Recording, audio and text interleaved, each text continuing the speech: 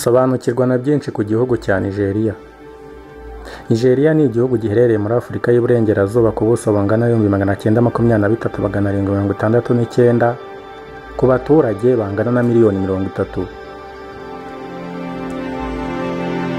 Nigeria ni igihugu gikoresha indimi zisaga 100, zimwe muri zo ni Yoruba, Igbo, Fula, Hausa, Edo, Ibibio, TV ndetse n'Icyongereza. Igihugu cya Nigeria kikaba gikungahaye cyane ku bikomoka kuri peteroli na gaze bifatwa nk'umutungo kamere w'iki gihugu. Nigeria ni igihugu gihana imbibi n'ibihugu bitatu. Ibyo bihugu ni Chad, Niger ndetse na Cameroon. Hepfo gato hakaba ikigobe cya Guinea bisatira hagati inyanja ya Atlantique.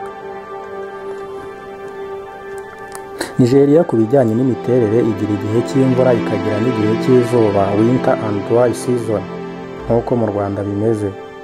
Ibi nubwo bimeze bitya, mu majyepfo ya Nigeria no mu majyaruguru hakunze kugaragara imvura nkeya cyane ugereranije n'ahandi. Ku bijyanye n'amadini, Nigeria ifite abayoboke b'amadini atandukanye. Ayazwi cyane ni Abayisilamu ndetse n'Abakristo, kandi bose bakorera hamwe. Mu majyaruguru niho hagaragara umubare munini w'abayoboke b'idini ya Islam, naho mu majyepfo hakaba Abakristo benshi.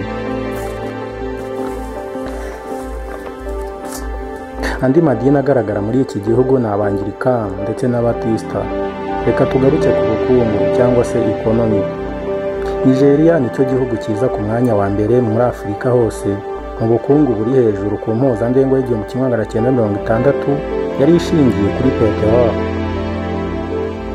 Ibiciro by'amavuta byatangiye kwiyongera mu 1973 bitewe n'izamuka ry'ubukungu ridasanzwe biturutse ku byoherezwa hanze, ubwubatsi, ibiva mu nganda ndetse na serivisi za leta, government service. Ibi byagize ingaruka nziza ku baturage ba rubanda rugufi cyangwa bo mu cyaro. Bikomoka ku buhinzi bigira agaciro kari hejuru. Ibihingwa bifite agaciro kanini cyangwa se bizana amafaranga menshi nk'amamesa, ubunyobwa, ipamba ntibyongeye gucuruzwa cyangwa koherezwa mu mahanga. Njye muri kumwe ni Mugwaneza Yusufu, ni mu kanya.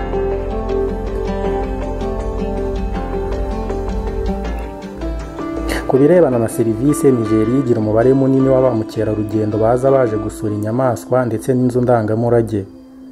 Ku bijyanye n'ikoranabuhanga, Nigeria sinatinya kuvuga ko irenze ibindi bihugu ku mirongo ya interinete iteye ubwoba, ndetse no gushaka amakuru mpamo y'abandi bantu batabifitiye uburenganzira, hackers, abajura karundura biba bakoresheje mudasobwa binyuze ku muyoboro wa internet.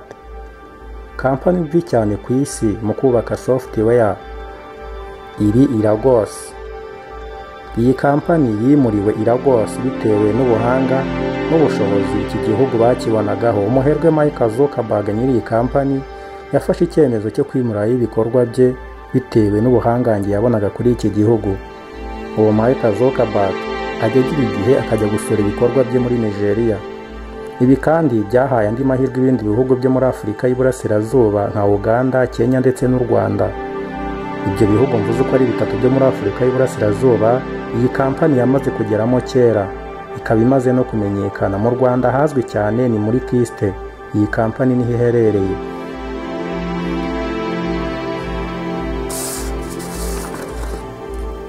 Nigeria, umwana wese wujuje imyaka 18 yemerewe gutora mu matora y'umukuru w'igihugu. Nigeria ifite umubare munini w'abantu benshi bize kuko habarurwa amayuniversite asaga 400. Inyinshi muri zo zishingiye kuri leta. Indimi zikoreshwa muri aya mayuniversite ni Icyongereza ku mayuniversite yose.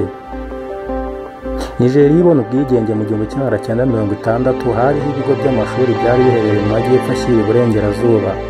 University ikomeye yitwa Ibadan yashinzwe mu 1948, naho Yaba Higher College yafunzwe mu 1934. Iyi Yaba ikaba ari university yigisha ibijyanye n'ikoranabuhanga. Reka tugaruke ku bijyanye n'ubuvanganzo literature. Ubuvanganzo bwa Nigeria bwamenyekanye ku isi hose. Umwanditsi w'umuhanga Huru Soyinka niwe wabashije gutsindira igihembo gikomeye cyane kizwi nka Prix Nobel. Aha hari mu mwaka wa 1986. Yabaye kandi umwirabura w'umunyafurika wari wakiriye iki gihembo ku nshuro ya mbere. Si uwo gusa kuko muri Nigeria hagiye hagaragara abanditsi b'ibyamamare.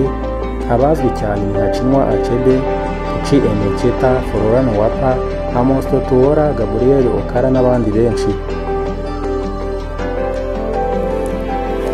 Reka tujye ku bijyanye na politike. Ku bijyanye n'ubuyobozi mu 1955 kugeza 1960, Nigeria ibona ubwigenge iki gihugu cyayoborwaga na James Robertson mbere y'uko asimburwa ku ntebe na Abubakar Tafawa Balewa. Balewa yatowe nka minisitiri w'intebe 1995 kugeza 1960 iki gihugu kibona ubwigenge. 1963 Nigeria yabaye igihugu kiyoborwa na Repubulika, hanyuma Mr. Azikiwe ahita agirwa perezida bidasubirwaho. Nigeria yabaye Repubulika mu kwezi kwa 10 1963.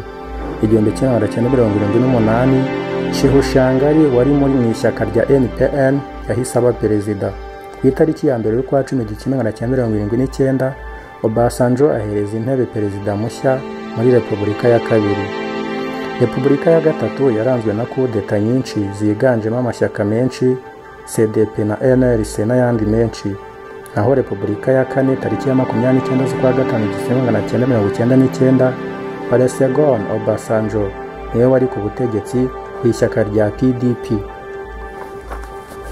Muri 2007 hahise hajyaho undi Omowaraya Ruradu, hahise hajyaho undi Omaru Yaraduwa 2009.